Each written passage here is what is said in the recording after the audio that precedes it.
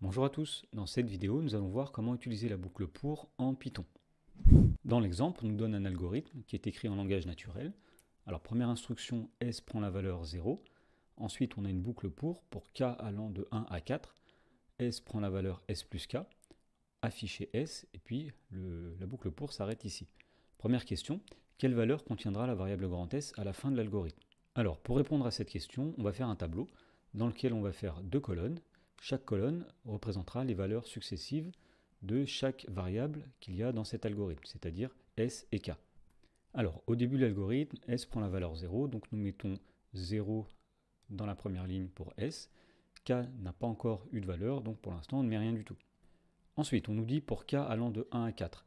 Donc ici nous allons mettre K égale 1, et puis nous allons voir ce qui se passe lorsque K égale 1 dans la boucle. Alors lorsque k égale 1, on fait S prend la valeur S plus k, c'est-à-dire 0 plus 1, puisque dans S il y a 0 et dans k il y a 1. Donc la variable S ici devient 1. Deuxième instruction, la variable S va être affichée ici. Fin du premier tour de boucle. Maintenant k va augmenter d'une unité, il va de 1 jusqu'à 4, donc maintenant k égale 2.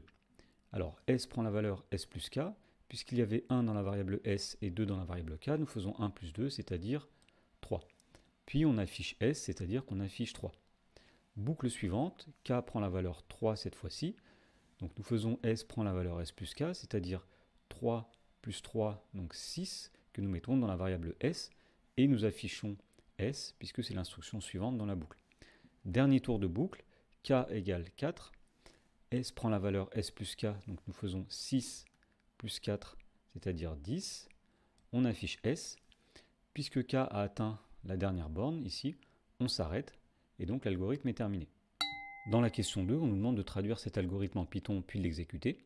Alors nous allons traduire chaque ligne, chaque instruction avec son équivalent en Python, et ensuite on exécutera le programme. Alors première instruction, S prend la valeur 0, nous allons écrire S égale 0. Alors l'instruction suivante dans l'algorithme, c'était pour K allant de 1 à 4. En Python, pour faire une boucle pour, on va utiliser le mot-clé for. Donc on va écrire for K in range, et pour dire que K va de 1 à 4, en Python, on va dire K va de 1 à 5, puisque le dernier nombre en Python, en l'occurrence ici le 5, n'est jamais pris en compte, alors que le premier, il est pris en compte. Donc quand on écrit for K in range 1,5, ça veut dire que K va prendre les valeurs 1, 2, 3 et 4. Ensuite, donc nous allons à la ligne, et puis nous faisons une indentation, c'est-à-dire un espace, ici, et tout ce qui sera espacé, c'est tout ça qui sera à l'intérieur de la boucle pour. Alors première instruction dans la boucle pour, c'était S prend la valeur S plus K, donc nous écrivons S égale S plus K. Deuxième instruction, print S, puisque cela représente afficher S. Voilà, le programme est terminé, nous n'avons plus qu'à l'exécuter. Alors lorsqu'on l'exécute, on obtient la chose suivante. Ici nous voyons que nous avons les valeurs 1, 3, 6 et 10 qui sont affichées. Et donc dans la question 3, on nous demande à quoi sert cet algorithme.